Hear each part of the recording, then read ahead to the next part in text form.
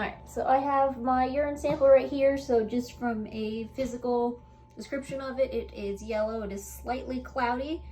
There is no foam to it just from looking at it. And there wasn't any like distinct odors to it. So I'm gonna go ahead and run this.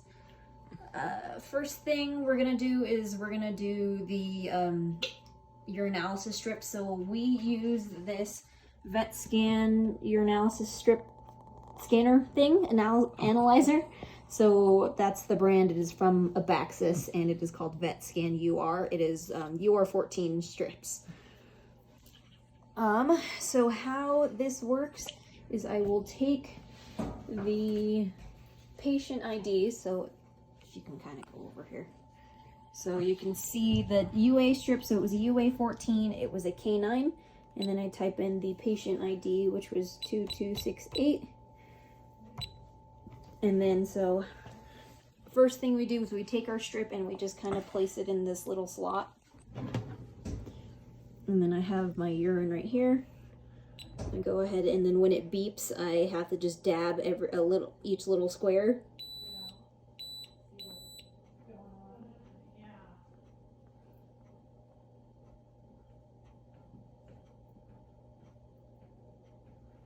Okay, and then that will go through and run its own thing.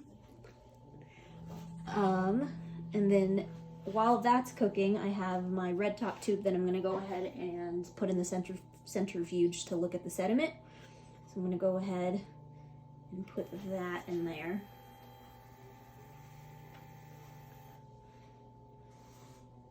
And that's still going. So how it works is I have my urine.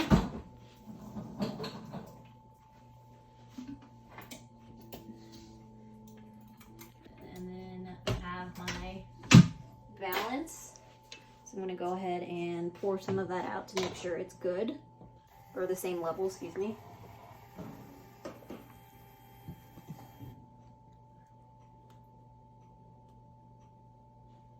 Okay, so there's that. So I'm going to go ahead and put both of them in the centrifuge and let that cook, I guess. So this machine sometimes is a little bit picky, so I don't want to waste any more of the urine, so I'm going to go ahead and actually just do it with this other strip. So this is the Vet one, Vet Sticks. It's the 11 sticks, so I'm going to go ahead and do it, I guess, the manual way.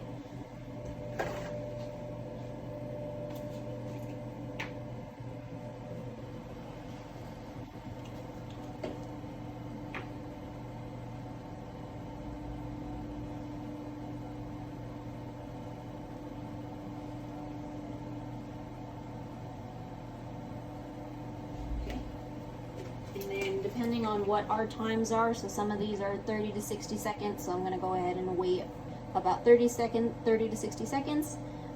Except for the white blood cells, it's about 90 to 120. So we're just going to hold on for a couple of seconds to see. That's going. So it's been about 10, so we're just going to wait a little bit, and while this is going, I have my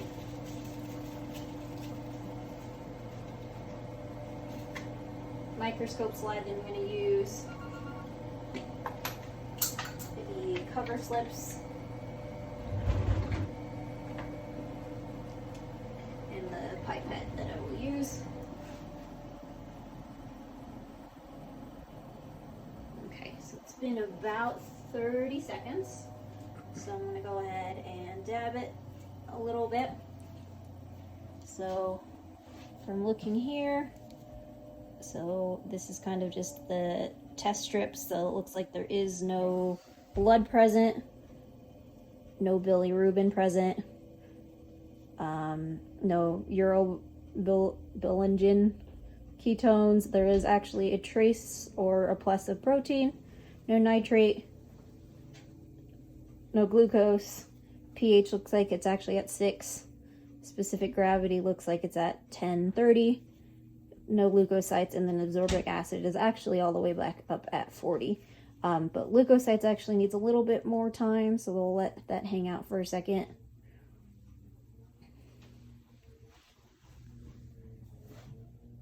Okay, looks like it's been 90 now, so yeah, that looks like that's negative. And I will come back with the sediment in a second. Alright, so one thing I forgot to mention before was, so how this centrifuge works is it has kind of the different types of motions or spinning that needs to be done. So I click the urine, and then you just turn the knob, the lines right here, to 6 minutes, which is for the urine. But it already has stopped, so I'm gonna go ahead, take my tweezers. Yeah? Yeah. And so I have my spun down urine, so I'm gonna go ahead and dump a little bit off the top. Take my pipette, and we're gonna mix it a bit so the sediment and the urine is mixed up. And then I'm gonna go ahead and put it on the slide. Take a cover slip and put that on. So we have that. We're gonna go ahead and see what's on here.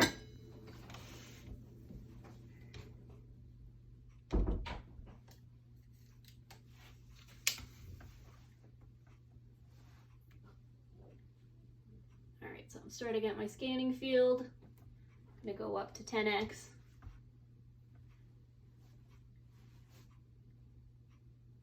Then going up to 40.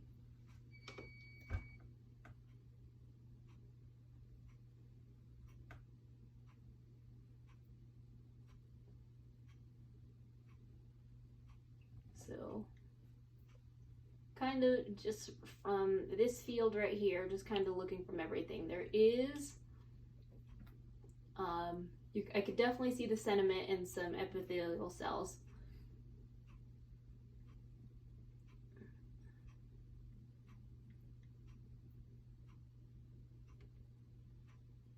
Along with a little bit of bacteria. There's a giant bubble right here. And